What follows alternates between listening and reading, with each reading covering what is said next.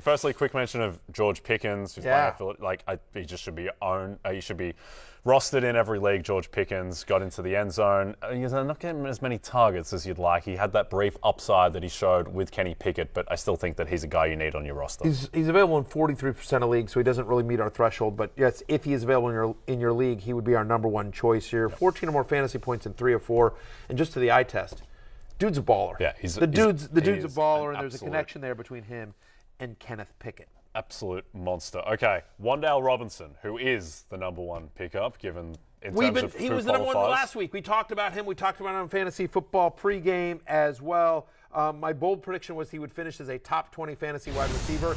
And what did he do? He went out and finished as wide receiver 35. But the fact is, it felt like he was. It felt like he was there. God, he started hot. He started so hot. Like a flaming apple. Yeah, what are you going to do? Well, Daniel Jones kept tucking it and running it. It was super annoying here. But what's exciting is, like, he had 8 targets last week. He's been targeted on almost 30% of his routes this season as well. He had a 69% snap rate in Week 7, 23% in Week 6. So it's trending in the right direction. I think this week it probably gets over 80% as well. They're really excited about Wan'Dale Robinson, and I believe you and America should be as well. They play the Seahawks this week. You like that matchup. Yeah, you do. And the thing is, I think there's this perception that the Giants like defense and Saquon. No, the offense has been really good. It's been really efficient. Daniel Jones has been great relative to expectations. That's the key, relative to expectations. Yeah. I wouldn't say the offense has been great. The offense has been competent. Yeah. Saquon's been great. Daniel Jones has been good enough. He's getting where it needs to go. That's correct. And they've been creative enough in using and doing, letting Daniel Jones do what he does versus, hiding what he doesn't do well. Yes. So they've done a nice job. Brian Daboll, what are the odds on him for Coach of the Year? Because plus 250, and I think he should probably be the favorite. Nick Sirianni is the current favorite. I just think Daboll's coaching more, and he's got less to work with, and they 1,000%. almost have the same record. Yeah. Okay, let's jump into 1,000%. Josh Palmer. I should be host of the year. Like, you're the current favorite. Yeah. You're Nick Sirianni. Yeah. I mean, you're undefeated, but I have less to work with. You understand what I'm saying here? So I'm Brian Daboll. Yeah, BD. I'm doing a better job with less to work with. You've been given Jalen Hurts, and you're running the offense, which is fine. Yeah, running the offense. Yeah, we're going 17-0 on this side of the table. All right, let's jump to Josh Palmer. Yeah. It looks like Mike Williams is going to miss weeks, not days, according to Brandon Staley. They have the bye this week, but you'd expect that he's probably going to miss some time beyond that. And so Josh Palmer, who, I mean, not so much this year, but previously has produced really well when Keenan Allen or Mike Williams have been out, now gets an extended run. Missed last week with a concussion, but just a talented player, had a nice preseason. Well, he's had a couple of moments here. He's had 6 or more targets in 4 of the last 5 games as Keenan Allen has missed time. Keenan Allen's back, but now, as you said, we expect Mike Williams to miss, quote, weeks, not days, as you and Brandon Staley both said. God, I can't speak English here.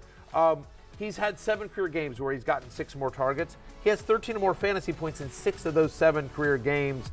As we've talked about, 6 or more targets again in 4 of the last 5. We expect that to continue when they come out of the bye at Atlanta, at San Francisco, home to Kansas City. You're not using Josh Palmer this week, but I do think he's a good sneaky stash. Talented player on an offense that has to get better. Yeah. If you can't speak English, try speaking Australian, Matthew. Renaissance. Let's jump into Paris Campbell, who is getting Cooper Cup level usage the past 2 weeks, but I think you have to be a little bit concerned, just given that was established with Matt Ryan, and now it's the Sam Ellinger show. Yeah, you know what? I'm a huge Jimmy Buffett fan. Jimmy Buffett has a song called He Went to Paris. Also another song called Last Mango in Paris. Paris shows up a lot, weirdly, in Buffett songs. Anyway, so I'll figure out a way to work those puns into this, just so you know. I just want to let you guys know. When I say, that was below the Tyler Algier range. I'm sure it was. But, he went to Paris. That he means me. Or Sam Ellinger will go as well. Back-to-back games now with 18 or more fantasy points, double-digit targets, 7 or more receptions, and a touchdown in both games. He's playing a 99% snap rate, 88% from the slot. When you think about how bad this Colts offensive line is, Jay, wanted to get the ball out quickly. Certainly that was the case with Matt Ryan. Sam Ellinger will run around a little bit more, keep plays alive. But Paris Campbell, who's a talented wide receiver, he was a highly thought of prospect coming out of Ohio State. Injuries have just derailed him the last couple of seasons, but now finally fully healthy and available in 95% of leagues.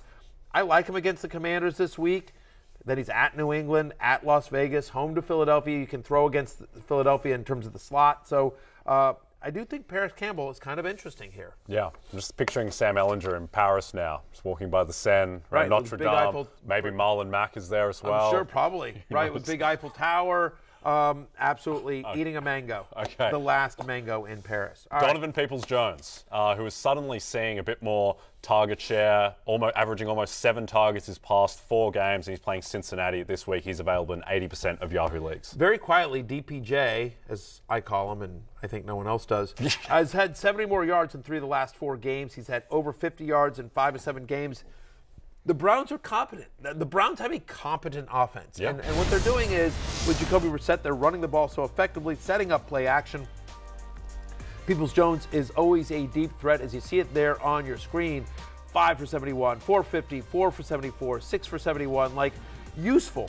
Donovan Peoples-Jones, like the definition of useful. Like, is he awesome? No. Do we think he's going to be awesome?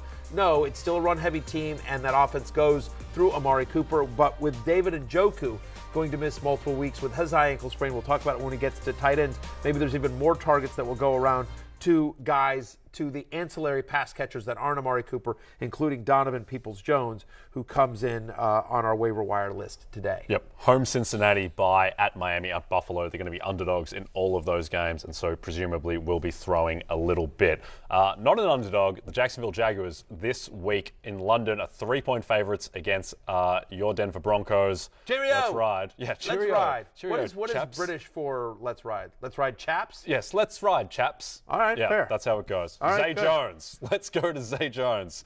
It's a shocking British accent. Anyway, Zay Jones has had 4 games of 8+ targets, though no reception more than 20 yards. They just haven't had the depth. Yeah, I mean, look, I like Zay Jones. I don't know that I love him this week against Denver, but after that, Vegas and Kansas City, like, if there's a positive, right, he's had 8 or more targets in 4 of the 6 games he's played this year, 22% target share. Like, after Christian Kirk, he's the wide receiver that you want on the Jacksonville Jaguars. Yep. Lawrence is playing better. They're going to be throwing more. I don't have a great case for Zay Jones, and I'm certainly not starting him this week against Denver, but if you're looking for guys, if you're like I need a guy with a pulse, yeah. Right? You know, Zay Jones has a pulse. He does have a pulse.